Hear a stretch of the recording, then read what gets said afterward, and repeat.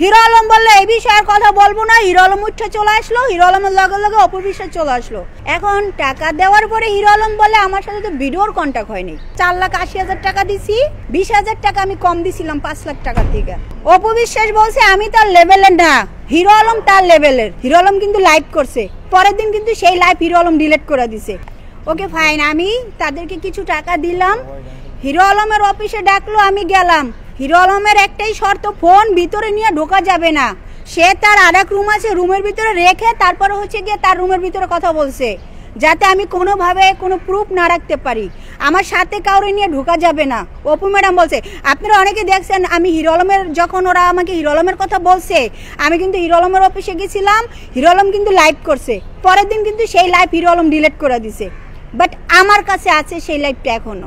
এরপরে দেখা গেছে তারা এমনি টাকা নিল, যখন নাকি আমি ভিডিও পাচ্ছি না আমার চ্যানেলের। আমি হিরো আলমকে বললাম যে ভাই আমি তো ভিডিওগুলো পাচ্ছি না, ওই ছেলেটারে বললাম ভিডিওগুলো পাচ্ছি না। ওরা আমার ডাইরেক্ট বলে আমরা কি ভিডিওর কন্ট্যাক্ট করছি নাকি? আমরা কন্ট্যাক্ট করছি হলো চ্যানেলের বিষয়, আমরা তো ভিডিওর বিষয়ে কন্ট্যাক্ট করি না। কারণ ভিডিওর জন্য হচ্ছে গিয়ে তারা আমার কাছে এক্সট্রা টাকা চায় আরো। পরে হিরো আলম আমাকে বারবার বলে ঠিক আছে আমি দেখতেছি। যখন অ্যাওয়ার্ড অনুষ্ঠানে গেলাম, সেখান থেকে আমাকে হিরো আলম ফোন দিল, বললো যে আমার কাছে অপু আর জাহিদ সাথে কথা হয়েছে, ওইখানেই ওই অনুষ্ঠানেই নাকি তার সাথে কথা হয়েছে, তুমি একটু আমার সাথে দেখা করো, আমি তোমাকে সরাসরি বলবো। তাই বললাম কেন ফোনে বলেন কেন? না সরাসরি বলবো। তোমার ফোনে বললে তুমি যদি কথা রেকর্ডিং করে ছেড়ে দাও, ফোনে বলা যাবে না, তুমি সরাসরি আসো।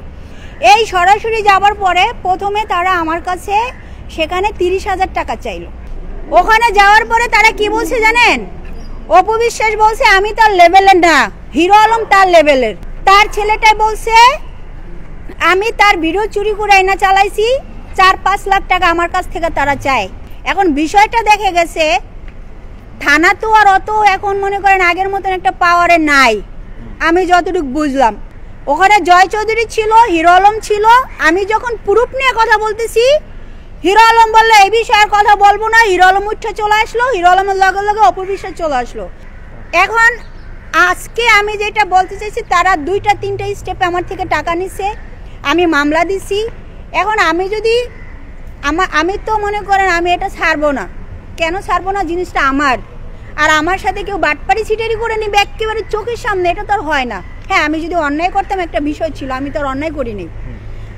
এখন আজকে তারা আমার কাছ থেকে 2-3টা ধাপে আমার কাছ থেকে টাকা নিচ্ছে সমাধানের কথা বলে, আর উল্টা গিয়ে আমারে হচ্ছে গিয়ে তারা একটা অপমান করলো। টাকা আমি তাদেরকে 4,80,000, 3,80,000, 4,80,000 টাকা দিছি। 20,000 টাকা আমি কম দিছিলাম 5 লাখ টাকা থেকে। ওই 20,000 টাকা হচ্ছে গিয়া প্রথমে তারা 2বার নিছে বিকাশে, লাস্টে হচ্ছে গিয়ে আরো তাদেরকে আমি বিকাশে দিয়েছিলাম। বিকাশে দেওয়ার উদ্দেশ্য ছিল এটা, আমি একটু প্রুফ রাখতে চাইছিলাম, কারণ তাদের সাথে কথা বললে তারা কোনোভাবে আমাকে প্রুফ দেয় না। ক্যাশে দেওয়া হয়েছে। এখন টাকা দেওয়ার পরে হিরো আলম বলে আমার সাথে তো ভিডিওর কন্ট্যাক্ট হয়নি। তো একটা চ্যানেল তুমি নিচ্ছ, চ্যানেল তুমি দিয়ে দেবে না, ভিডিওর কন্ট্যাক্টের কি আছে? তার মানে ভিডিওর জন্য কি আলাদা আমার পে করতে হবে?